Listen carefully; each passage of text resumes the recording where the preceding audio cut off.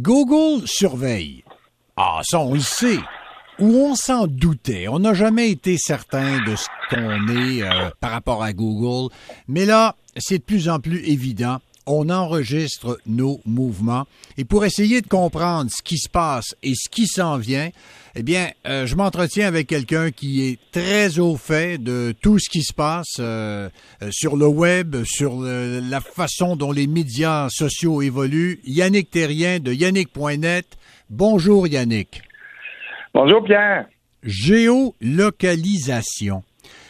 Est-ce que vraiment on nous surveille là à chaque pas qu'on fait? Ben, à toute fin pratique, oui, parce que la technologie le permet et je dirais que de plus en plus, les gens veulent que ça soit facile, que ça soit instantané. On n'a qu'à penser à Google Home, Alexa, Siri, par commande vocale. Moi, ce qui m'amuse toujours, c'est en discutant avec des amis qui sont tout fiers de montrer leur nouveau jouet comme Alexa ou quoi que ce soit à la maison.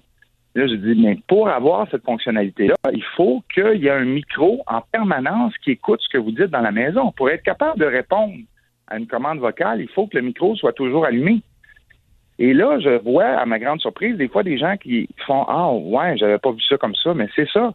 Alors, c'est un peu la même chose avec les fonctionnalités GPS, que ça soit Tinder, que ça soit n'importe quoi, des applications qu'on utilise, ça demande dans le but de mieux opérer, de savoir où les gens se trouvent à peu près en tout temps.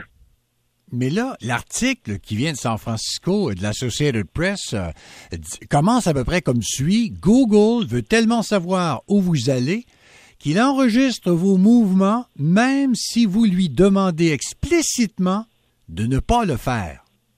Ouais. Comment ça fonctionne? C'est que eux, premièrement, et là, on parle de Google, mais c'est Apple, c'est quelconque très grande entreprise, Facebook et ainsi de suite, ont la capacité de stocker des données de manière pratiquement infinie. Donc, eux, dans le souci de garder, c'est-à-dire un historique sur chacun des membres, pour n'importe quelle raison qui peuvent le justifier comme ils le veulent, vont garder en mémoire absolument tout. À chaque fois que vous, pour utiliser une expression en anglais, là, qu'on est qu'il y a un ping, qu'on est pingé, qu'on est identifié dans un certain endroit, géolocalisé, si tu préfères, ben ça, c'est enregistré. Alors, ça fait, j'imagine qu'il y a un nombre incalculable de données à notre sujet dans chacun de ces sites-là pour différentes raisons. Donc, Google et Apple, et je répète, les autres le font aussi. Là. Quand il y a une nouvelle qui sort, des fois, c'est qu'on s'attarde à un cas en particulier, mais dites-vous bien que Facebook et Apple, pas mieux que les autres. Là. Et eux vont vous dire, écoutez, vous avez le choix de désactiver cette fonction-là, mais là, ce qui va se produire, c'est qu'il y a plusieurs des applications qui ne fonctionneront pas adéquatement, ou vous pouvez activer en mode quand je l'utilise seulement. Ça veut dire que seulement qu'à l'occasion que vous utilisez une application, là, on va le prendre pour compte, ou vous le laissez en marche tout le temps. Mais là, ce que l'article raconte, c'est malgré le fait qu'on dit aux gens que vous pouvez désactiver cette fonction-là, ben Google le conserve quand même. Ça, c'est comme les gens qui se disent « Ah, moi, tel site, c'est fini pour moi, j'ai désactivé mon compte. » Mais toutes vos informations demeurent sur les serveurs à vitam aeternam, là. Alors, il faut être conscient que c'est le sacrifice qu'on a à faire si on veut avoir une technologie là, de très haut niveau, puis complètement spontanée, instantanée, je devrais dire, puis hyper fonctionnelle. Ben, il faut faire des sacrifices. Alors, c'est un choix qu'on fait d'individus. On dit souvent un choix de société, mais une société, c'est composé de différents individus. À chaque personne qui décide, oui, moi, je veux un petit micro dans ma maison parce que je trouve ça amusant d'être obligé de répéter 4 fois pour fermer les lumières, puis que le bidule ne comprend pas, puis on le répète, puis on s'amuse, puis on trouve ça drôle. Mais ça fait en sorte qu'on est quand même écouté ou on est quand même géolocalisé par ces applications-là sous prétexte de fonctionnalité. Est-ce qu'on est rendu au max ou ça va continuer d'aller de plus en plus loin?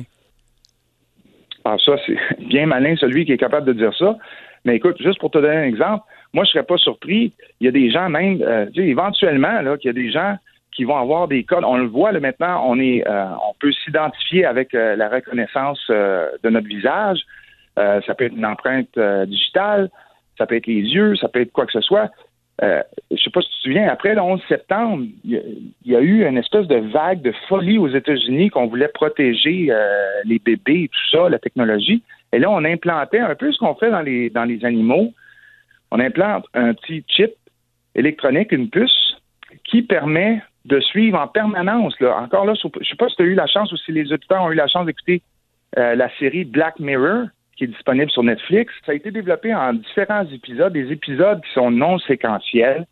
Où est-ce qu'on raconte? C'est anecdotique, là. Chaque volet raconte une histoire par rapport à la technologie qui est un peu sombre, d'où le nom Black Mirror. Donc, entre autres, un épisode où est-ce qu'une femme décide de mettre, parce que la technologie le permet, une puce dans l'œil de son enfant qui permet de voir ce que l'enfant voit à tout moment, partout où est-ce qu'elle est. Alors, t'imagines à quel point ça peut être intrusif, là. Un autre épisode, c'est une sentence qui est donnée à quelqu'un qui a été reconnu d'un crime, et là, on l'envoie sur un camp où est-ce que ça devient un parc d'attractions. On lui fait vivre une espèce d'épisode où est-ce qu'elle revit un peu ce qu'elle a fait vivre à ses propres victimes à elle.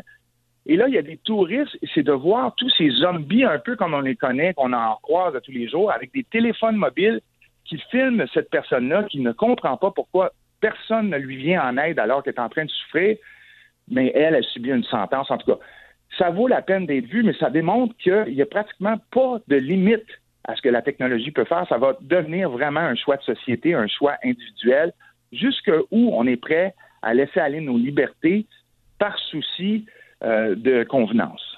Yannick Terrien, merci beaucoup et je vous remercie d'abord d'avoir pris le temps pendant vos vacances de répondre à mes questions et continuer votre excellent travail. Yannick Terrien de yannick.net, merci.